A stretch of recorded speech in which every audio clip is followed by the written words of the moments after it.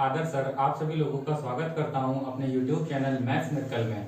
अभी हमने previous video में हमने अभी एक वीडियो अर्थमेटिक वाई ग्रुप का बनाया था। बहुत ही अच्छा वीडियो है, इसको देखिएगा। इसका अगला पार्ट हम लोग अगले वीडियो में देखेंगे। फिलहाल अभी हम लोग एक एक्स ग्रुप का फिर से एक वीडियो देख लेते हैं। इसमें हमने फिर से कुछ मोस्ट इंपॉर्टेंट क्वेश्चन रखे हैं जो कि आपके परीक्षा में बहुत ही ज्यादा यूजफुल होंगे। ठीक है बेटा, इनको आप लोग प्रैक्टिस करिएगा। बहुत ही अच्छे क्वेश्चन है, सारी चीजें देखते जाइए। चलिए स्टार्ट करते हैं। देखिए बेटा, हमारा पहला क्वेश्चन है, यदि a बराबर एक सेट ये दिया और b बराबर एक सेट ये दिया है, तब हमसे पूछा बताइए इसकी वैल्यू किसके बराबर है। और हम लोगों को ये जो है चार ऑप्शन दिए। तो देखिए बेटा किस तरीके से करते हैं। आप सभी लोगों को पता होगा कि a या b की जो वैल्यू होती है वो क्या होती है, a माइनस बी। सबसे पहले क्या करते हैं हम लोग, सबसे पहले हम लोग करते हैं a माइनस बी, फिर यूनियन क्या करते हैं b माइनस a। यही तो करते हैं, मतलब a से b को घटाओ और b से a को घटाओ, फिर दोनों का क्या ले लो, यूनियन ले लो। तो देखो बेटा कैसे करेंगे। अच्छा, आपको बेटा इनका डिफरेंस लेना तो आता ही होगा। तो देखो ऐसे डिफरेंस लेते हैं। सबसे पहले a सेट से b सेट को क्या करना है, घटाना है, सबट्रैक्ट करना है। तो हम लोग इससे इसमें वही सारे एलिमेंट घटाएंगे जो हमारे इन दोनों में क्या हो भाई, कॉमन हो। अब देखिए किस तरीके से घटाएंगे, बात समझिएगा। देखिए पहले एक सेट हम बता रहे हैं a माइनस बी का। 1 2 5 से 3 4 5 9 को अगर हम लोग घटाएं तो यहाँ पे देखिए बेटा आपको क्या क्या मिलेगा। एक तो ये 5 और यहाँ पे 5 मिलेगा, तो 5 से 5 घट जाएगा। अब केवल a सेट में हमारे पास क्या बचा, केवल 1 और 2 बचा। ठीक, तो यहाँ पे हम लोग a सेट में क्या लिख देंगे बेटा, 1 और 2 लिख देंगे। ठीक है बेटा, उसके बाद हम लोग यहाँ पे यूनियन लगा देंगे। फिर देखिए बेटा b से a को घटाएंगे। अब देखिए b से a को कैसे घटाएंगे, 3 4 5 9 से हम लोग 1 2 5 को घटाएंगे। अब देखिए हमारे पास इसमें क्या क्या बचेगा। एक तो पहला ये 5 और ये 5 घटेगा। ठीक है, और फिर हमारे पास यहाँ पे 3 है 4 है 9 है, यहाँ पे 1 और 2 बचा, मतलब कोई भी चीज कॉमन नहीं है, तो अब कुछ हमारा नहीं सब्ट्रैक्ट होगा। तो हमारे पास बी सेट में केवल क्या आ जाएगा, हमारे पास बी सेट में आ जाएगा 3 4 और 9 आ जाएगा। अब बेटा बीच में यूनियन का साइन है तो केवल अब यूनियन ले लेंगे। तो हमारे पास आंसर कौन आ जाएगा, 1 2 3 4 और हमारे पास क्या आ जाएगा बेटा यहाँ पे 9। तो हमारा इस तरीके से कौन सा ऑप्शन करेक्ट हो जाएगा, हमारे पास यहाँ से बी ऑप्शन यहाँ से क्या हो जाएगा बेटा, सीधे करेक्ट हो जाएगा। आप लोग नोट कर लीजिएगा। चलिए अगला सवाल देखते हैं। सेकंड सवाल है हमारे पास। देखिए क्या लिखा है, हमारे पास लिखा है 10 1 10 2 10 3 सभी इनटू में है और 10 89। पूछा बताइए ये किसके बराबर है। तो देखिए इस सवाल का हम लोग देखिए क्या ट्रिक हमने बताई थी। जब हम लोग ने यहाँ पे ट्रिग्नोमेट्री पढ़ी थी तो बेटा एक ट्रिक बताई थी। ट्रिक क्या बताई थी वो देख लीजिए। मान लीजिए हमारे पास यहाँ पे लिखा है tan θ1 और इनटू में क्या लिखा है हमारे पास tan θ2। यदि θ1 और θ2, यदि θ1 और θ2 को ऐड करने पर बेटा क्या आ जाए, 90 आ जाए, तो इसकी वैल्यू हमारे पास सीधी कितनी हो जाती है, 1 हो जाती है। कितनी हो जाती है, सीधे 1 हो जाती है। तो बस देख लेते हैं हम लोग किसका जोड़ा 90 बना रहा है। तो देखिए बेटा ये 1 और ये 89, ये 1 और ये 89 मिलके क्या बन जाएगा, 90 बन जाएगा। और अगर ये 90 बन जाएगा तो वैल्यू कितनी आ जाएगी इसकी, हमारे पास 1 आ जाएगी। ठीक है, उसके बाद देखिए ये 2 100% आगे कहीं ना कहीं 88 होगा, तो ये इसके साथ 1 बना देगा, फिर ये इसके साथ 1 बना देगा, तो सभी 1 बनता चला जाएगा। और हमारे पास एक बीच में पड़ेगा tan 45 जिसका जोड़ा कभी भी 90 नहीं बनेगा, लेकिन tan 45 की वैल्यू कितनी हो जाती है हमारे पास, सीधे 1 हो जाती है। तो जब हम लोग पूरे का गुणा करेंगे तो आखिरी में आंसर हमारे पास क्या आ जाएगा, सीधे 1 आ जाएगा। और हमारे पास यहाँ से कौन सा ऑप्शन करेक्ट हो जाएगा, हमारे पास यहाँ से बी ऑप्शन करेक्ट हो जाएगा। बेटा ये ट्रिक बहुत ही अच्छी है, इसको ध्यान रखिएगा। चलिए अगला सवाल देखते हैं। देखिए अगला सवाल देखते हैं। देखिए अगला सवाल है हमारे पास tan इनवर्स 2x/1 + x² का पूछ रहा, बताइए परास क्या है। परास मतलब पूछ रहा हम लोग से रेंज क्या है। तो आप लोगों को पता होगा कि tan की दो डोमेन और रेंज होती है, जैसे sin theta cos theta tan theta. तो जब इनवर्स की बात आती है तो जो रेंज होती है वो डोमेन बन जाती है और जो डोमेन होती है वो क्या बन जाती है, रेंज हो जाती है। तो आप सभी लोगों को पता होगा कि अगर हमारे पास कभी भी tan इनवर्स लिखा है, क्या लिखा है हमारे पास, tan इनवर्स लिखा है, तो इसकी डोमेन जो होती है, इसकी जो डोमेन होती है वो क्या हो जाती है, -∞ से +∞ हो जाती है। और जो इसकी रेंज होती है वो बेटा क्या हो जाती है, -π/2 से +π/2 हो जाती है। तो ध्यान रखिएगा, जो इसकी हमारे पास डोमेन होगी वो -∞ से +∞ हो जाती है और जो रेंज होती है वो -π/2 से +π/2 हो जाती है। बात समझिए। लेकिन यहाँ पे ये x की होती है और ये हमारे पास क्या लिखा है tan inverse 2x upon 1 plus x square. तो जाहिर सी बात है ये हमारे पास फॉर्मूला किसका बन जाएगा, ये हमारे पास फॉर्मूला tan इनवर्स 2x का बन जाएगा। तो हम लोग यहाँ पे क्या लिख सकते हैं, जब हमारे पास ये फॉर्मूला 2x का बन रहा है तो हमारे पास जो भी इसकी रेंज होगी, अगर यहाँ पे x है तो x इसके बीच लाई करेगा -π/2 से +π/2। लेकिन यहाँ पे बेटा tan inverse 2x upon 1 plus x square है, तो ये हमारे पास फॉर्मूला tan इनवर्स x का नहीं है, ये हमारे पास 2x का है। तो जो भी 2x होगा वो हमारे पास किसके बीच लाई कर जाएगा, वो हमारे पास लाई कर जाएगा यहाँ से -π/2 से +π/2 में। क्लियर होगी बात। लेकिन बेटा यहाँ पे हमें क्या करना पड़ेगा, हमें जो भी रेंज निकालते हैं वो x में ही निकालते हैं, तो यहाँ से 2 को हमें हटाना पड़ेगा।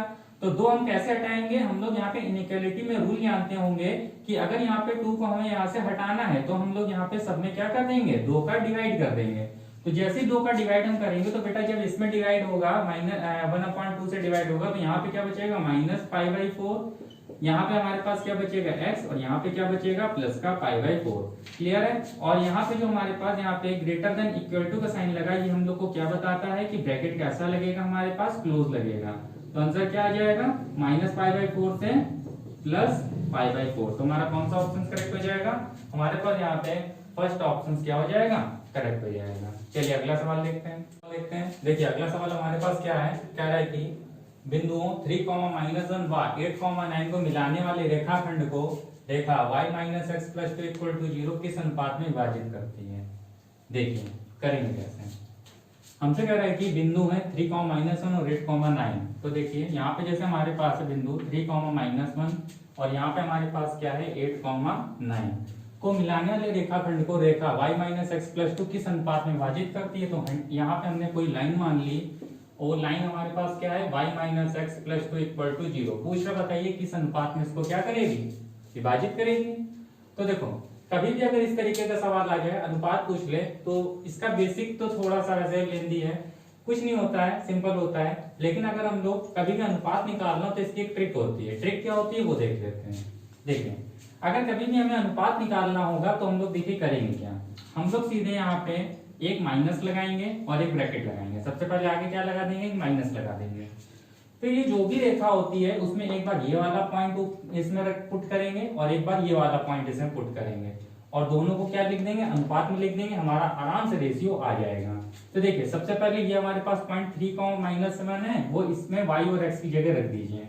तो जब हमारे पास y की जगह हम लोग पुट करेंगे वैल्यू तो कितनी आ जाएगी -1 और x की जगह पुट करेंगे तो कितनी आ जाएगी -3 + 2। ठीक, फिर बट्टे का साइन लगाया। अब ये वाला पॉइंट इसमें पुट कर दीजिए। तो y की वैल्यू की जगह 9, x की वैल्यू की जगह 8, तो कितना पुट कर देंगे 9 - 8 और प्लस का 2। थोड़ा सा सॉल्व कर लीजिए। देखिए यहाँ पे हमारे पास कितना आ जाएगा -3, -1, -4, 4 से 2 जाएगा, कितना बचेगा हमारे पास -2। यहाँ पे 9 से 8 जाएगा 1, 2 और 1, 3। और ये वाला माइनस इस वाले माइनस से क्या कर देगा, प्लस कर देगा। तो हमारे पास कितना आ जाएगा 2/3।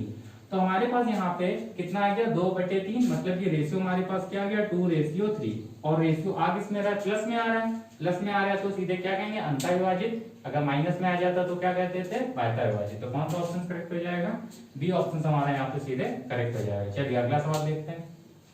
सवाल देखते हैं। देखिए क्या लिखा है, कह रहा है कि 10x² + y² - 8x + 4y + 4 = 0 स्पर्श करता है। और यहाँ पे ऑप्शन दिए हैं किस एक्सेस को, x एक्सेस, y एक्सेस, दोनों एक्सेस या नन ऑफ दिस। तो देखिए किस तरीके से करते हैं, बहुत ही सिंपल तरीका है, इसको करने का ट्रिक भी बताई थी हम लोग। स्पर्श से देखिए करता है, इसको किस तरीके से निकालते हैं। हम लोगों को पता है कि यहाँ पे हम लोग सबसे पहले इसकी यहाँ पे g और f निकाल लेते हैं। तो आप लोगों को एक चीज पता होगी, अगर g निकाल दो उसका स्क्वायर करो और वो अगर c के बराबर है, c माने कांस्टेंट, तो हमारे पास ये किसको स्पर्श करता है, x एक्सेस को। और अगर हम लोग f निकालें उसका स्क्वायर कर दें c के बराबर करें तो किसको स्पर्श करता है, y एक्सेस को। बस हम लोग यहाँ पे चेक कर लेते हैं। अब देखिए यहाँ पे हमारे पास अगर इसकी तुलना हम लोग वृत्त के समीकरण से करें तो वृत्त का समीकरण हमारे पास क्या होता है, x² + y² + 2gx + 12y + c = 0 से। तो यहाँ पे बेटा अगर हम लोग g निकालें तो 2g की वैल्यू -8 के इक्वल होगी। तो यहाँ पे g की वैल्यू कितनी आ जाएगी हमारे पास -4।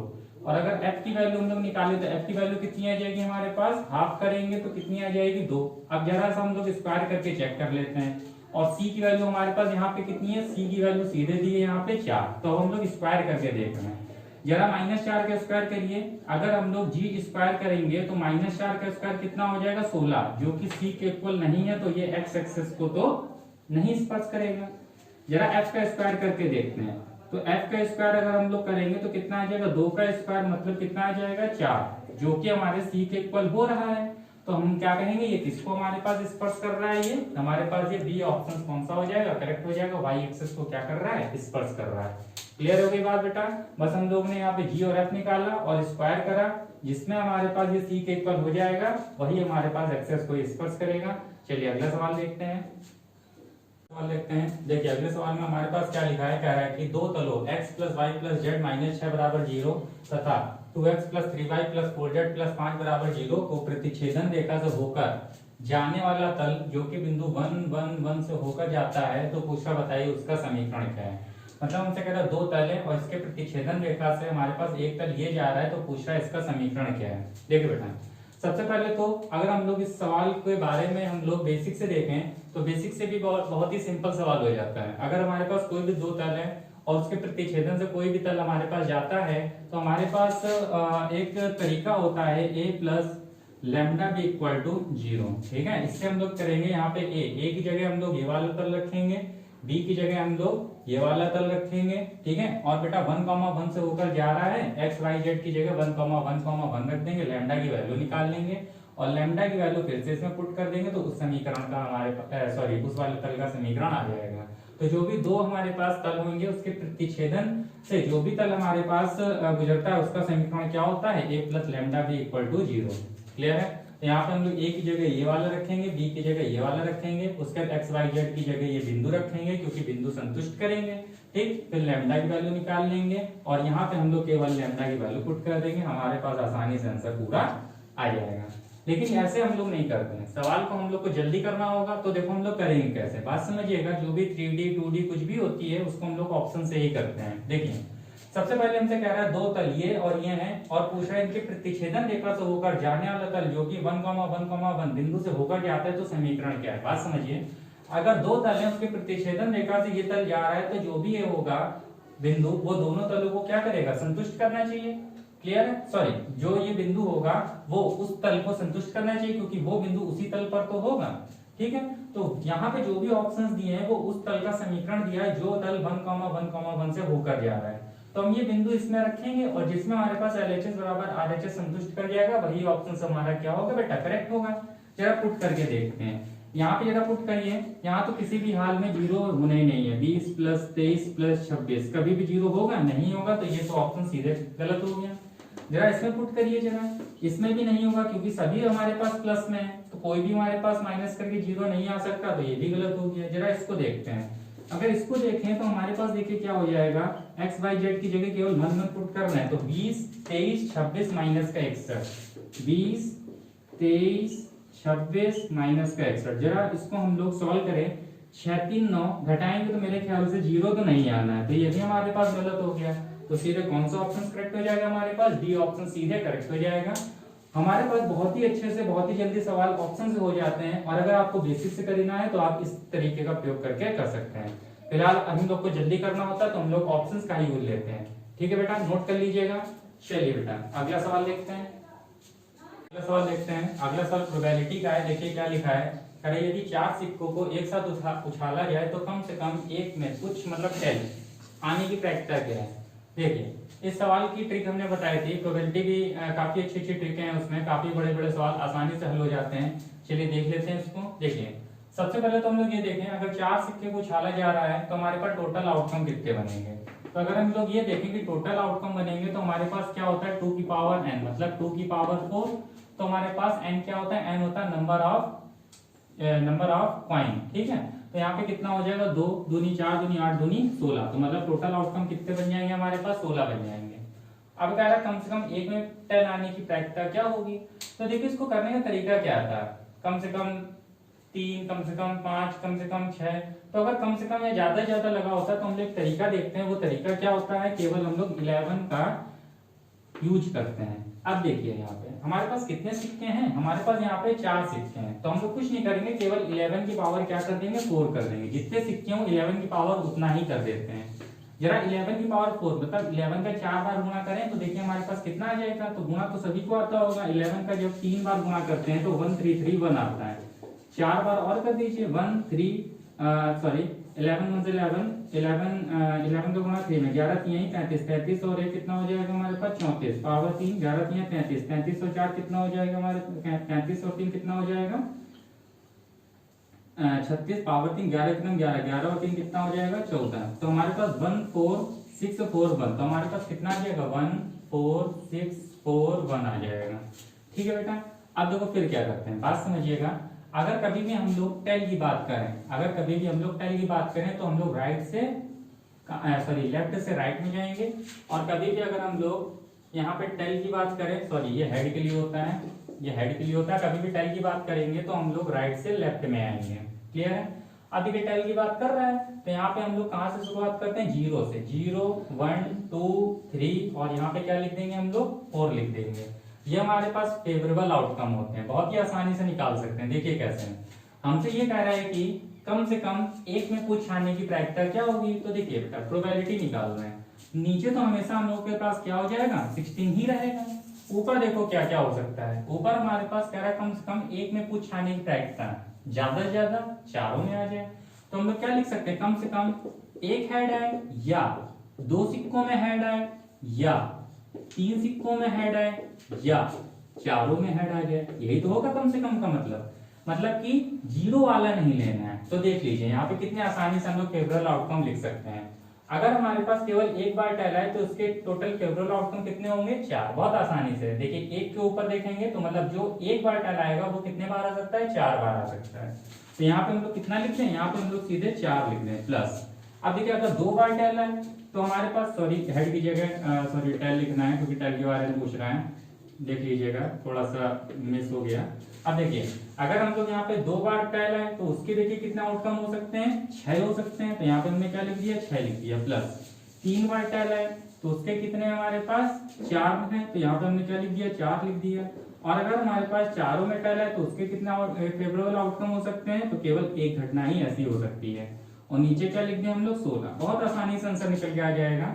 6 4 10 4 14 और 1 ये 15। तो आंसर हमारे पास कितना आ जाएगा 15/16। तो हमारे पास कौन सा ऑप्शन करेक्ट हो जाएगा, हमारे पास यहाँ पे डी ऑप्शन सीधे क्या हो जाएगा करेक्ट हो जाएगा। इसमें हम लोग इस सैंपल स्पेस भी नहीं बनाते, बहुत आसानी से फटाफट आंसर कर देते हैं। ये बेटा बहुत ही अच्छी ट्रिक है, बहुत आसानी से सवाल हो जाता है। चलिए अगला सवाल देखते हैं। अगला सवाल है हमारे पास, कर रहा है integration sin 2x - cos 2x = 1/√2 sin 2x - alpha plus b। तब पूछ रहा बताइए अल्फा और b की वैल्यू क्या होगी। तो देखिए इसको किस तरीके से करेंगे। वैसे अगर हमारे पास यहाँ पे इस तरीके से कोई फॉर्म ना बन रही होती तब तो हम लोग इसको ट्रिक से कर लेते, दोनों तरफ डिफरेंशिएट कर देते, आ जाता है। लेकिन यहाँ पे देखो बेटा हमें 2x - अल्फा ये लाना है, तो देखिए ये कैसे लाएंगे। एक काम करते हैं हम लोग, ये जो हमारे पास LHS है इसमें √2 का गुणा कर दें और √2 का क्या कर दें डिवाइड कर दें। तो अगर बेटा हम लोग इसमें √2 का गुणा कर दें तो √2 का जब गुणा करेंगे वो तो कांस्टेंट है, एज इट इज बाहर रख लें। लेकिन जब √2 का डिवाइड करेंगे तो देखिए हमारे पास किस तरीके से आ जाएगा 1/√2। यहाँ पे बेटा क्या आ जाएगा sin 2x, और यहाँ पे कितना आ जाएगा हमारे पास 1/√2, और यहाँ पे क्या आ जाएगा हमारे पास cos 2x आ जाएगा। ठीक है बेटा। उसके बाद देख लीजिए इसको इस ब्रैकेट बंद कर दें और यहाँ पे हम लोग क्या लिखते हैं dx लिख सकते हैं। क्लियर है। अच्छा, और इक्वल टू हमारे पास ये तो चल ही रहा है, इक्वल टू में हमारे पास जो ये लिखा है वो एज इट इज चल रहा है। अब देखिए यहाँ जो हमारे पास लिखा है यहाँ पे हम लोग क्या लिख सकते हैं, यहाँ पे हम लोग इसको लिख सकते हैं π/4 लिख सकते हैं, इसको भी π/4 लिख सकते हैं। तो हमारे पास यहाँ पे बेटा फॉर्मूला क्या बन जाएगा, फॉर्मूला हमारे पास बन जाएगा cos a + b का फॉर्मूला बन जाएगा। तो अब देख लीजिए हम लोग यहाँ पे क्या लिख देंगे, हम लोग यहाँ पे इंटीग्रेशन लगाएंगे और यहाँ पे अंदर लिख देंगे cos 2x, और यहाँ पे बेटा क्या लिख देंगे π/4, और यहाँ पे क्या लिख देंगे dx लिख देंगे। अच्छा बेटा ये हमारे पास बराबर में चल ही रहा है। अब एक काम करते हैं, थोड़ा सा जगह की दिक्कत होने के कारण सवाल को हम लोग आगे ही कर देंगे, फिर इक्वल टू बराबर इसको रख के तुलना करा देंगे, आंसर आ जाएगा।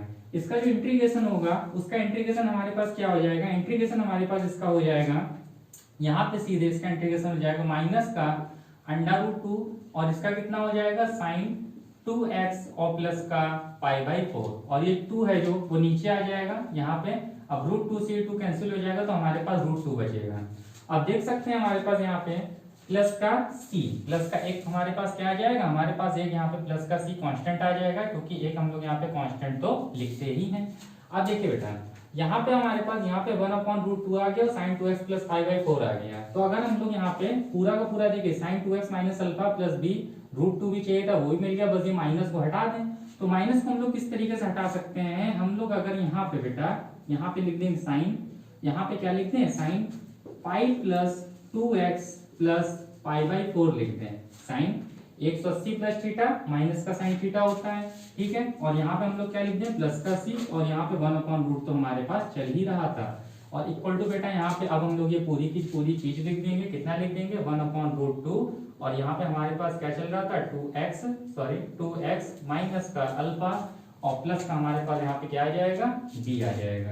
अब देख सकते हैं हम लोग यहाँ पे पाई और 5/4 जब ऐड हो जाएगा तो हमारे पास क्या आ जाएगा, हमारे पास आ जाएगा 1/√2 साइन, यहाँ पे हमारे पास आ जाएगा 2x और प्लस यहाँ पे कितना आ जाएगा 5π/4 और प्लस का c, और इक्वल टू में भी हमारे पास कितना आ जाएगा 1/√2, और यहाँ पे कितना आ जाएगा साइन 2x माइनस का अल्फा और प्लस का b। तो आप लोग देख सकते हैं अगर हम लोग तुलना करें तो जो अल्फा की वैल्यू है, अल्फा मतलब ये माइनस अल्फा पूरा का पूरा है, तो अल्फा की वैल्यू कितनी आ जाएगी माइनस का 5π/4 आ जाएगी, और b इक्वल टू क्या हो जाएगा c, मतलब b हमारा कोई भी एक कांस्टेंट हो सकता है। तो हम लोग यहाँ पे क्या लिख सकते हैं बेटा, हम लोग लिख सकते हैं अल्फा की वैल्यू हमारे पास आ जाएगी माइनस का 5π/4 आ जाएगी, और हमारे पास जो b होगा वो कोई भी एक स्थिरांक हो जाएगा, कोई भी एक कांस्टेंट हो जाएगा। तो हमारे पास यहाँ बेटा कौन सा ऑप्शन करेक्ट हो जाएगा, हमारे पास यहाँ पे डी ऑप्शन बेटा सीधे सीधे करेक्ट हो जाएगा। ठीक है बेटा, नोट कर लीजिएगा, बहुत ही अच्छा सवाल है ये। अगला सवाल है, देखिए अगला सवाल प्रोबेबिलिटी का है। कह रहा है कि यदि ए और बी दो स्वतंत्र घटनाएं इस प्रकार हैं कि जो पी ए जो है वो 0 से बड़ा है और ये जो है वो 1 के बराबर नहीं है, तो हमसे पूछ रहा बताइए P A bar upon B bar किसके बराबर होगा। तो देख लीजिए, ये आप लोग को पता होगा कंडीशनल प्रोबेबिलिटी के सवाल होते हैं, तो देख सकते हैं इसको हम लोग किस तरीके से करते हैं। बात समझिएगा, अगर हमारे पास कोई भी इस तरीके से लिखा रहता है, ठीक, कंडीशनल प्रोबेबिलिटी में आपने देखा होगा, क्या देखा होगा भाई, अगर हमारे पास इस तरीके से लिखा होता है ए और नीचे बी, तो हमारे पास क्या होता है इसकी प्रायिकता बताइए, जबकि ये घटना हो चुकी है। तो इसको हम लोग किस तरीके से लिखते हैं, ए इंटरसेक्शन बी अपॉन यहाँ पे क्या लिख देते थे हम लोग P B, same as it is, इसको भी ऐसे ही करेंगे। तो देख सकते हैं बेटा यहाँ पे हमारे पास हो जाएगा ए बार इंटरसेक्शन बी बार, और नीचे बेटा क्या हो जाएगा हमारे पास पी बी बार। अब बेटा यहाँ पे एक चीज हम लोग सीख सकते हैं, वो चीज क्या है वो देख लीजिएगा। चीज क्या है, जो ये होता है, ये वाला नोटेशन जो होता है वो देखिए उसके कुछ रिजल्ट होते हैं। रिजल्ट क्या होते हैं वो देख लीजिएगा भाई। रिजल्ट आपको यहाँ पे हम बता देते हैं, जो हमारे पास इस तरीके से अगर कभी भी हमारे पास लिखा हो, इस तरीके से कभी भी लिखा हो, वो हमारे पास इक्वल किसके होता है, इसको हम लोग ये भी कह सकते हैं, क्या कह सकते हैं ए यूनियन बी, लेकिन ऊपर पूरे पे क्या कर सकते हैं हम लोग बाहर कर सकते हैं। और ये जो होता है वो बेटा किसके इक्वल होता है, अगर हमारे पास बाहर लिखा है तो एक काम करते हैं 1 से इसको घटा दें, ए यूनियन बी को अगर हम लोग 1 से घटा देंगे तो भी हमारे पास बात तो वही रहेगी। ठीक है बेटा, तो इसकी जगह हम लोग ये लिख सकते हैं और इसकी जगह हम लोग ये लिख सकते हैं। रिजल्ट होते हैं सीधे सीधे, बहुत अच्छे अच्छे रिजल्ट हमने लिखाए थे, उसमें हमने कुछ आपको रिजल्ट भी लिखाए थे जो हमने आपको बताया था कि इनका यूज कहीं पे भी हो सकता है। अच्छा, होता कैसे वो देखिएगा। देखिए जैसे ये हमारे पास एक वेन डायग्राम है, एक ये है और एक ये है, बात समझिएगा। थोड़ा सा वेन डायग्राम अच्छा से कर लेते हैं, छोटा सा हो गया है ना। तो यहाँ पे देख लीजिएगा इस तरीके से वेन डायग्राम है, ये हमने मान लिया ये ए है और ये हमने मान लिया क्या है बी है। हम लोग को मान लीजिए ये निकालना है ए यूनियन बी के ऊपर बार। तो देखो वो कैसे निकालते हैं, बार का मतलब क्या होता है, बार का मतलब ये होता है कि जैसे अगर हम लोग ने ए चाहिए और ए बार चाहिए, तो ए वाले को छोड़कर जो भी बचेगा वही तो हमारे पास बार वाला होगा। ठीक, तो यहाँ पे देखिए हमारे पास क्या होगा, यहाँ पे ए यूनियन बी ये पूरा होगा, ये पूरी की पूरी सेट होंगे। तो अगर हम लोग को ये चाहिए तो हम लोग क्या करेंगे, इसको छोड़कर जो भी हमारे पास सेट बचेगा, जो भी बाहर बचेगा वही तो हमारे पास ये वाली चीज होगी।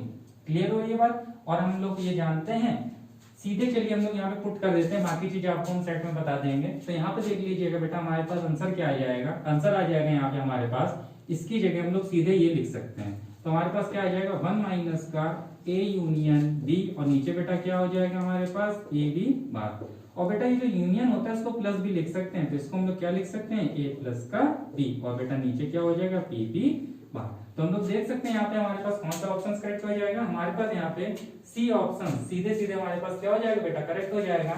हमने आपको सारे रिजल्ट दिखाए हैं, अगर आप रिजल्ट को ढंग से पढ़ लेंगे तो आपके पास कोई भी ऐसा सवाल नहीं होगा जो आप ना कर सकते हो। बेटा नोट कर लीजिएगा। अगला सवाल देखते हैं। अगला सवाल है हमारे पास, कह रहा है कि यदि फंक्शन एक हमारे पास इसकी रेंज क्या, इसके में हमारे पास जो डोमेन है वो 0 से इनफाइनाइट है और जो कोडोमेन है वो 0 से भी इनफाइनाइट है, मतलब दोनों चीजें हमें कैसी दे रखी है, सेम दे रखी है। और फंक्शन हम लोग को क्या दे रखा है, x/1 + x है। मतलब कि हम लोग से पूछा, बताइए फंक्शन किस प्रकार का है। हमसे कह रहा 1 to 1 ऑन टू मतलब एक की आच्छादक, 1 to 1 but not onto मतलब एक की लेकिन आच्छादक ना हो।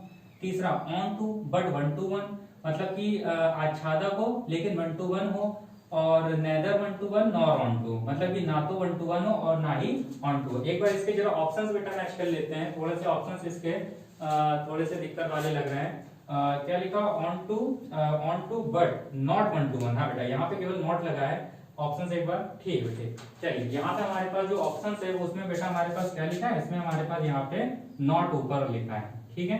चलिए बेटा ठीक है, सवाल को कैसे करेंगे बात समझिएगा। ये जो सवाल होते हैं फंक्शन वाले बहुत ही अच्छे सवाल होते हैं, इसके हमने कई तरीके बताए थे। देखिए हमने तरीका क्या बताया था, सबसे पहले एक तो मैपिंग मेथड बताया था और दूसरा हमने बताया था बेटा ग्राफ मेथड। तो देखिए ग्राफ मेथड से हम लोग सारे सवाल करते थे, देखिए करते कैसे हैं।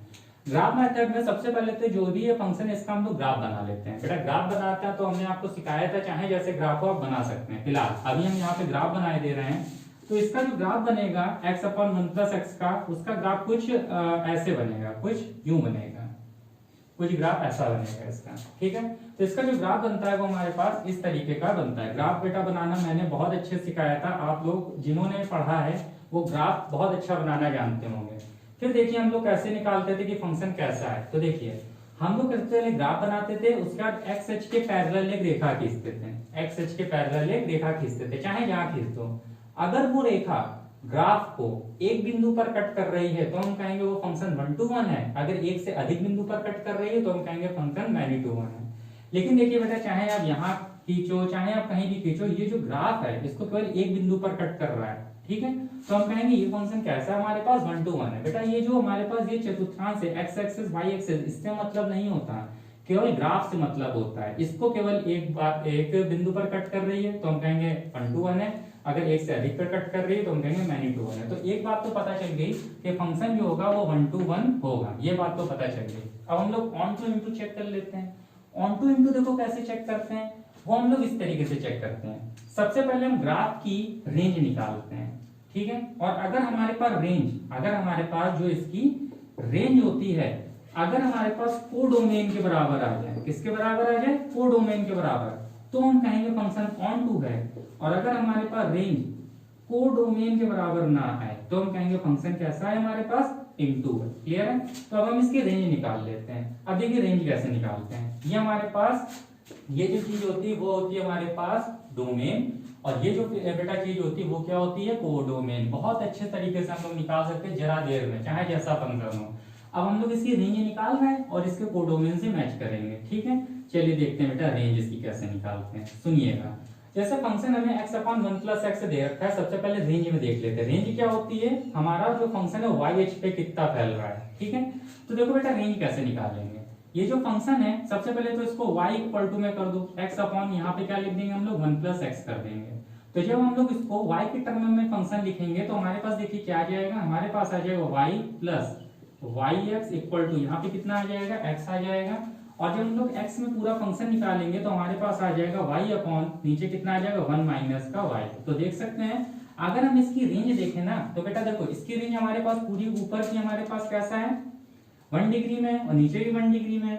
और 1 डिग्री में अगर कुछ भी होता है तो हमारे पास उसकी रेंज क्या होती है, रियल नंबर होती है। लेकिन अगर हमारे पास यहाँ पे हमारे पास अगर y की जगह हम 1 रख दें तो हमारे पास 1 - इंफिनाइट बन जाएगा। इंफिनाइट से जब इसमें डिवाइड करेंगे तो वो क्या हो जाएगा, तो तो जाएगा, नीचे इंफिनाइट नहीं बनना चाहिए। तो हम लोग क्या कहेंगे, हम लोग ये कहेंगे जो इसकी रेंज है, जो इसकी रेंज है, ठीक, वो ऑल रियल नंबर है, वो ऑल रियल नंबर है, लेकिन किसको छोड़कर, 1 को छोड़कर। तो इसकी रेंज हमें क्या बता देगी, हम लोग को बता देगी ऑल रियल नंबर लेकिन 1 को छोड़कर। लेकिन बेटा यहाँ पे हमारे पास जो इसका जो है हमारे पास रेंज है, उसको हम लोग और किस तरीके से लिख सकते हैं, इसको हम लोग लिख सकते हैं माइनस इनफिनाइट से 1, ठीक है, सॉरी ओपन ब्रैकेट यूनियन, फिर लिख आएंगे 1 से इनफिनाइट ओपन ब्रैकेट लिखेंगे। तो हमारे पास रेंज चाहे ऐसे लिख लो और चाहे आप ऐसे लिख लो। बहुत ही अच्छा टॉपिक था, बहुत ही ढंग से पढ़ाया था। अब देखिए मिला लेते हैं भाई, रेंज तो हमारे पास ये निकल के आ गई। अब इसकी कोडोमेन देखते हैं। कोडोमेन कह रहा है 0 से इनफिनाइट, लेकिन यहाँ पे कौन सा ब्रैकेट लगा है, यहाँ पे ब्रैकेट लगा है हमारे पास क्लोज ब्रैकेट। 0 भी क्लोज में होगा और 1 को भी क्लोज में होगा। 0 के बाद 1 आएगा, 2 आएगा, 3 आएगा, 4 आएगा, लेकिन इस वाले पूरे इंटरवल में कहीं ना कहीं 1 मिलेगा और 1 वो आएगा किसमें बेटा, क्लोज ब्रैकेट में। और हमारे पास 1 यहाँ किसमें, ओपन ब्रैकेट में, मतलब कि 1 को नहीं लेना है। तो हमारे पास जो ये रेंज है, जो हमारे पास यहाँ पे इसकी रेंज है, जो हमने रेंज निकाली है, वो कोडोमेन के बराबर बिल्कुल भी नहीं है, कोडोमेन के बराबर नहीं है। तो हम कहेंगे फंक्शन हमारा कैसा है, फंक्शन हमारा 1 to 1 है लेकिन ऑन टू नहीं है। तो हमारे पास कौन सा ऑप्शन करेक्ट हो जाएगा बेटा, सीधे बी ऑप्शन हमारा यहाँ से सीधे क्या हो जाएगा, करेक्ट हो जाएगा। चलिए अगला सवाल देखते हैं। अगला सवाल है, अगला सवाल बेटा 2D का है। देख लीजिए हमसे क्या कह रहा है, कह रहा है कि किसी समांतर चतुर्भुज के विकर्ण के शीर्ष 3,-4 तथा -6,5 है, और कह रहा है तीसरा जो शीर्ष है वो कितना है, 5,4 है। तब पूछ रहा बताइए चौथे शीर्ष के निर्देशांक क्या होंगे। बात समझिएगा, इसका जो बेसिक है वो भी थोड़ा सा बड़ा हो जाएगा, जब आप करोगे ज्यादा 1-1.5 मिनट लगेगा, लेकिन इसकी करने की ट्रिक क्या होती है वो देख सकते हैं। अगर कभी भी हमारे पास कोई भी समांतर चतुर्भुज हो, अगर हमारे पास कोई भी यहाँ पे कैसा हो बेटा, समांतर चतुर्भुज इस तरीके से हमारे पास हो, ठीक है, और हमारे पास उसमें कोई भी 3 शीर्ष दिए हो और चौथे शीर्ष के निर्देशांक पूछें, तो वो हमारे पास किस तरीके से निकलते हैं, वो हमारे पास बेटा इस तरीके से निकलते हैं, x1 plus x3 minus x2, ठीक है, और कॉमा यहाँ पे क्या होगा, y1 प्लस y3 माइनस का y2। तो आपके शीर्ष के सीधे सीधे आपके निर्देशांक निकल सकते हैं। बस अब देख सकते हैं हम लोग यहाँ पे, मान लीजिए हमने यहाँ पे क्या निकाल दिया, ये विकर्ण है। अब देखिए विकर्ण के जो शीर्ष है वो हम लोग का निर्देशांक क्या दे रखे हैं, हमने मान लिया 3,-4 है, और फिर विकर्ण ये हमारे पास क्या है, -6,5 है, और ये बेटा हमारे पास क्या है, 5,4 है, ठीक है। चलिए स्टार्ट करते हैं बेटा। ये x1 हो जाएगा हमारे पास, ये y1 हो जाएगा, ये x2 हो जाएगा, ये y2 हो जाएगा, ये x3 हो जाएगा, और ये क्या हो जाएगा, y3 हो जाएगा। अब केवल वैल्यू पुट कर लीजिए। x1 की वैल्यू हमारे पास देखिए कितनी है, x1 की वैल्यू हमारे पास यहाँ पे 3 है, और बेटा x3 की वैल्यू हमारे पास कितनी है, -6 है, और x2 की वैल्यू हमारे पास कितनी हो जाएगी, माइनस का यहाँ पे क्या लिख सकते हैं हम लोग, 5 लिख सकते हैं। फिर कॉमा लगा दीजिए, बहुत जल्दी निर्देशांक निकल के आ जाते हैं। y1 की वैल्यू बेटा, y1 की वैल्यू -4 है, y3 की वैल्यू देखिए हमारे पास क्या है, +5 है, और y2 की वैल्यू हमारे पास क्या है, यहाँ पे y2 की वैल्यू जो है वो हम लोग को यहाँ पे क्या दिख रही है, वो हम लोग को यहाँ पे -4 दिख रही है। बस कैलकुलेट कर लीजिए, देख लिखते हैं यहाँ पे हमारे पास हो जाएगा, यहाँ पे हमारे पास क्या हो जाएगा भाई, 6 से 3 माइनस करेंगे, -3 -5 मतलब कि -8, कॉमा यहाँ पे जो हम लोग कैलकुलेट करेंगे -4 -8 से 5 कैंसिल होगा तो -3। देख सकते हैं हम लोग, इस ट्रिक से हम लोग कितने जल्दी निर्देशांक निकाल सकते हैं। तो हमारे पास कौन सा ऑप्शन बेटा करेक्ट हो जाएगा, हमारे पास यहाँ पे डी ऑप्शन सीधे सीधे यहाँ पे क्या हो जाएगा, करेक्ट हो जाएगा। आज हम लोग बेटा यहीं तक सवाल करते हैं, इसके अगले वाली सीट में हम लोग और अच्छे सवाल देखेंगे। तब तक बेटा घर में रहिए, सुरक्षित रहिए। जय हिंद बेटा।